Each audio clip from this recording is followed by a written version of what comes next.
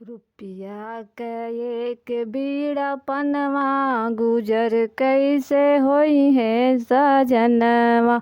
रुपया क एक बीड़ा पनवा गुजर कैसे होई है सजनवा।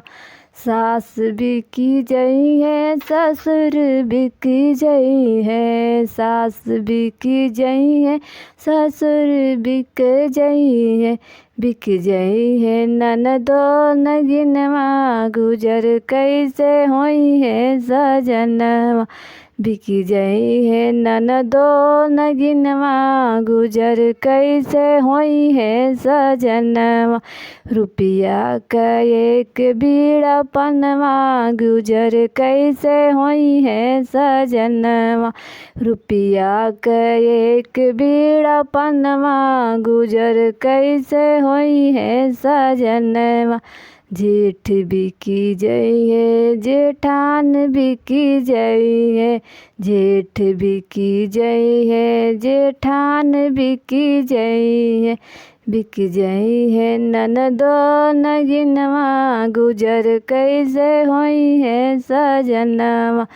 बिक जई है ननदो नगिनवा गुजर कैसे होई है सजनवा। रुपया क एक बीड़ा पनवा गुजर कैसे होई है सजनवा। रुपया क एक बीड़ा पनवा गुजर कैसे होई है सजनवा।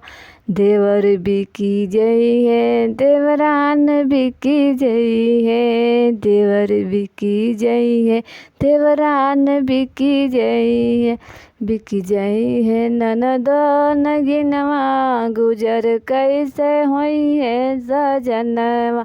बिक जई है ननदो नगिनवा गुजर कैसे होई है सजनवा।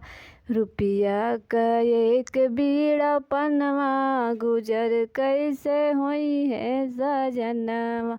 रुपया क एक बीड़ा पनवा गुजर कैसे होई है सजनवा।